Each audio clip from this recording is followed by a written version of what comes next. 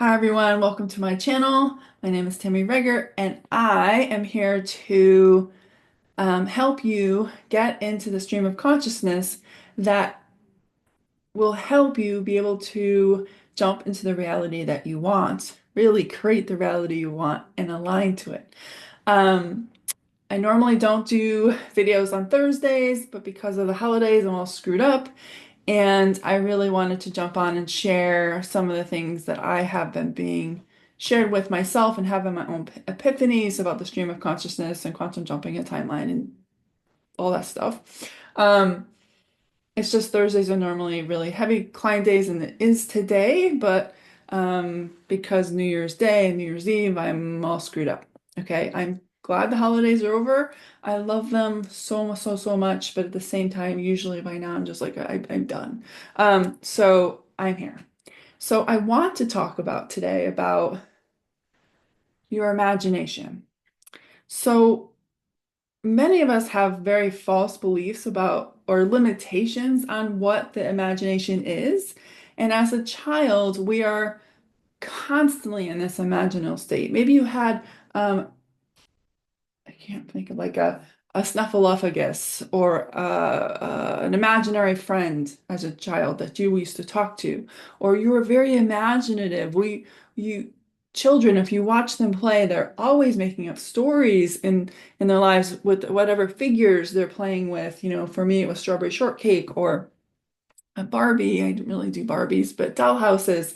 And they're just in that energy. And as we grow older, starting maybe in our teens, we start to gravitate away from that and we start to hear things like your imagination isn't real, you have to come back to reality.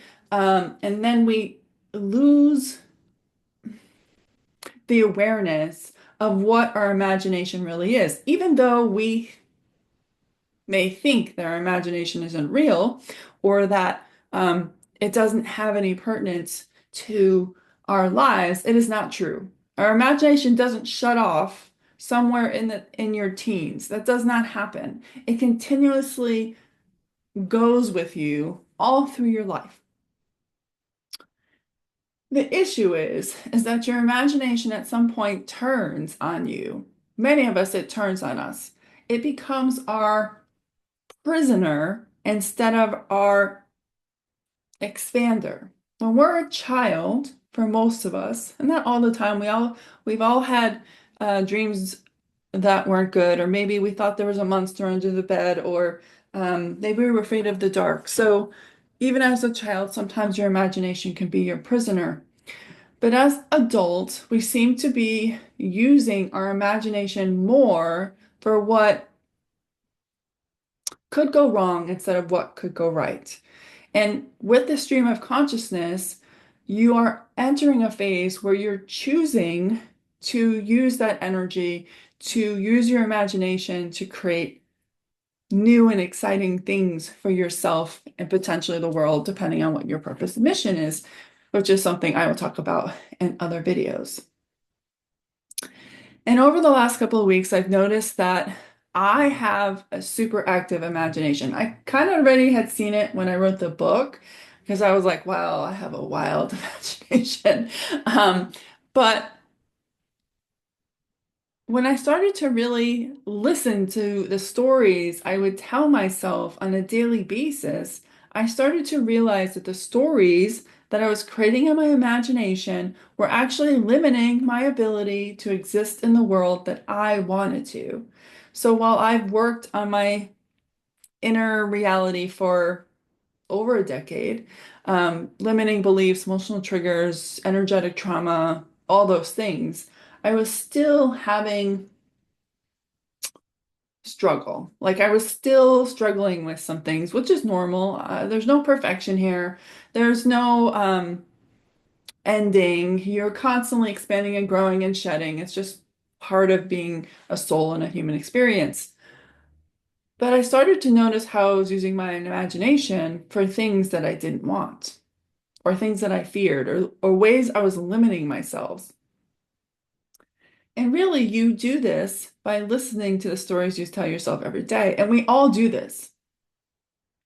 And when you tell yourself those stories, you're using your imagination to either create something that is from a powerless standpoint, something you're afraid of, something that you're trying to avoid.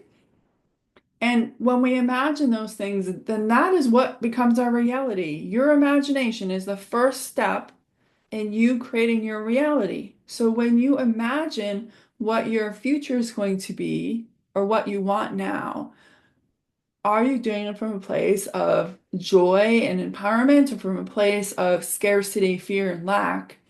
And if that's the case, then how can you choose that? Now, know that many of these stories that you've been telling yourself for many years could potentially be from past lifetimes that you've chosen to tell yourself over and over and over again. But now you get to change it because you start to become conscious of the stories that you're telling yourself. Your imagination can be very much your prison or your expander, and it has to do with how you use your imagination. Your imagination is real. Think of all of the things that we have in this world that we didn't have 100 years ago. Airplanes, cars, um, or not cars in the way we currently have them, computers, the internet, you name it, okay? Those all started in someone's imagination who then made it real because they believed that it was possible and they made it real. They followed the breadcrumbs to making it real and they didn't allow the negative to get in their way. Um, Most of us are not doing this. Instead, we might receive a download of an idea, and then we automatically go into analysis paralysis, and we imagine all the reasons why we can't have that. So this is an example of where we're using our imagination to imprison us, to limit us, instead of from a place of, oh my God, that'd be freaking awesome, and imagining what would happen if that actually came true in your life. Now, this is just step one in this process, but this is entirely a big piece of it. And you can start removing the stories that you're telling yourself really easily when you choose to see them from a perspective of, I want to understand or hear or see or know the stories that I'm telling myself every day so that I can make those shifts so that I'm not telling those stories to myself anymore. And I'm using my imagination to create a world that I want to live in instead of one I'm reacting to. We live in a reality where we're very reactive to the world outside of ourselves that we have created through our own imagination through many, many, many lifetimes. Okay? This is not from a place of, oh my God, what did I do? This is from a place of empowerment and remembering your own truth and understanding that if you did that, you can change it. But it starts with you becoming conscious of what you are subconsciously telling yourself. And I say this because many people say subconsciously you don't know, but I'm going to tell you that if you listen and you choose to become aware of that, you will start to notice the stories that you tell yourself. They've been subconscious to this point, meaning you're telling this to yourself and you're not noticing that you're telling you this self. And I went to the grocery store Tuesday. I just had a few things to pick up. I stopped at a store. It's my mother's birthday on New Year's Eve, so I went to a store to pick up some things to bring to the gathering we were having that night. And the whole time, even before I got to the store, I was telling myself how I was going to pay off what I was going to buy today. That's a limited story and using my imagination to create limitations on myself instead of just allowing the abundance to appear in my life the way it's naturally supposed to, that we were all designed to receive it via source and how source created us. But I was running that through my mind before I even got to the store on the way there in my car. And that was probably the first moment of, oh, like I didn't even know I was telling myself that. And I can look back to all the times I've gone out, not just in the month where I know I've been doing that, but I didn't even notice that I was doing it. This is why I'm saying it's subconscious, only because you're not paying attention to the fact that you're saying it to yourself. Once you start to make that shift, you will start to hear the excuses you make why you can't have what you want to have, or why something's not going to happen, or trying to figure out how you're going to pay for something or do something before you even received it. These are all ways we use our imagination in ways that limit us. Instead of saying, I'm going to go to the store and I'm going to buy whatever is going to create joy for myself or even joy for the people that I'm bringing this to. And I know it's paid for because I'm the source of all my abundance, and source grants me that as part of my free will. And once I let go of those stories using this energy healing modality that I've created called Higher Self Alchemy, I was able to let go of those stories and I haven't had them since because they don't exist anymore. Like I've wiped the whole storyline of that away. It's just one example of things that I caught myself telling myself that day. So they're not really subconscious. You don't subconsciously create in your imagination. It's just that you're not aware of the stories that you're telling yourself and where you're using your imagination to create more struggle, strife, lack, powerlessness, fear, resentment, anger, whatever it is. It is that is how you are creating your reality. So while in other previous videos used to talk about quantum jumping and timeline jumping, but when you use your imagination to create those limited stories, you're automatically, instantaneously in the minute, connecting to the timeline that will reflect that back into your reality. There's nothing you have to do. It's just the choice of telling yourself the story of that and then imagining it, whether consciously or not, and then automatically you sync to that timeline by quantum jumping to it. So the thing that you need to do is to become aware of the stories that you're telling yourself. If you want to experience more abundance in your life, maybe you do all the manifesting practices. I know I did more than I can even imagine. Many of them I felt silly doing because I knew somehow this wasn't right. Um, and in reality, it was just the story I was telling myself about manifesting being hard, or how it doesn't work right, or how it's going to go wrong, or all those things. Or I would try to manifest abundance and I would tell myself stories about the limit amount of money in my bank account. And in that, you're contradicting the two. You can't you can't want something, but then imagine something entirely different. You asking is not the PowerPoint. That is not the focus point. The focus point is what you're imagining, or the stories you're telling yourself, which by the way comes from your imagination. That is what is manifesting your reality. And yes, it is what you believe, what your previous experiences have been, your emotional triggers and everything else. But instead of going through like each chapter of what that is, you can just choose to let that story go entirely and say, no, I'm going to choose different.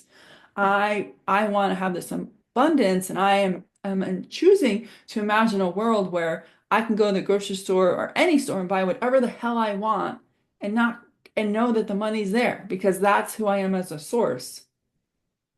Because your imagination is what creates that. Now, obviously, this is a much deeper topic. Or can be a much deeper topic, and I plan to go into more examples of this into future videos on the stories that we're telling ourselves that have limited us.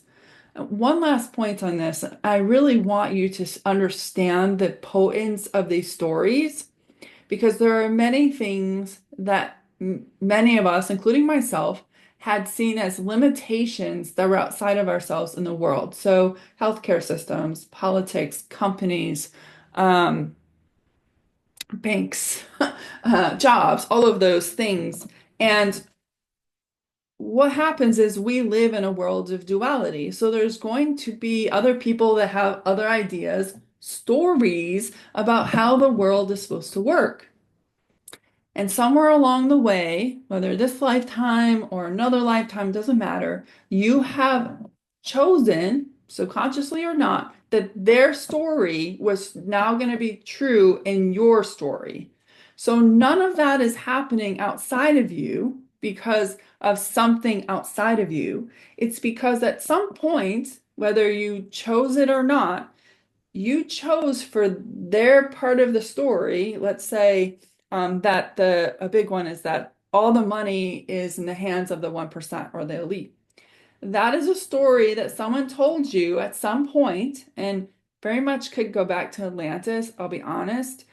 And because you agreed that that was part of your story, whether you chose it consciously or not, it is now internally in your world as part of the stories you tell yourself. And that's why you constantly manifest proof that that is true. So now you get to change that story. You get to find its source, pull its roots, and change that story so that is no longer true. And now your inner reality, which is what creates your outer reality, doesn't have that storyline anymore and it can't exist because you create your reality. And that's where the quantum jumps come from. And I think I've explained this in other videos, or at least in a previous video, is that your soul grows from the good or bad. So your soul or higher self in other lifetimes have chosen what we would view as like, why the hell would I choose that? Like bad, right? Like choosing to separate from source or choosing to experience separation is one of them. And and because we do that, then some of these things can snowball. And then we start to allow other people's stories in that align with that. And then it just kind of compiles over many, many, many lifetimes, if that's where it started. So do you see where they're really the only reason why these things exist, quote unquote, outside of yourself is because you've accepted them into your story and are now including them as limitations in your imagination. Like you can't have more money because all these other people have the money and there isn't enough. That is a story you're telling yourself, and it's not to get those people to change outside of you because that's not how this works at all. You create your reality inside internally. The quantum field exists within you. All timelines, all possibilities exist within you. What you see on the outside is what is being projected from your heart space, and you're energetically syncing to the timeline and frequency that matches what you believe is in your inner reality. So at some point, you may have chosen to have this part of your story that the elite have all the money at the top, the 1%, whatever they talk about, right? And in that, you internalize it and now you project that out. So then that's the reality that you create. If you change that story, find its root, especially if it's in another lifetime, you can use this, you can ask muscle testing, is this from a past lifetime with a pendulum, or, you can use your fingers or stand up, however you do muscle testing, and ask whether or not it goes back to that or not. If it's not a past life, then it's this life. Okay? But you can choose to just say, goodbye, I'm done with those stories, right? And then, you can become in more of the awareness, then you start to see where you're giving your power away in these, by using your imagination to create stories that actually aren't what you want, and you're limiting yourself by even believing them. Okay. So I will go into more of this in another video. Tomorrow I'll probably do story time, and maybe Monday I'll start to go into this. There's a lot of things that I want to talk about. This is just how my brain works. And I'm just gonna have fun with this, okay? So have a great weekend. Or if you catch my video tomorrow, I'll probably say the same thing. But that's it for this video, and I'll see you on the next one. Bye for now.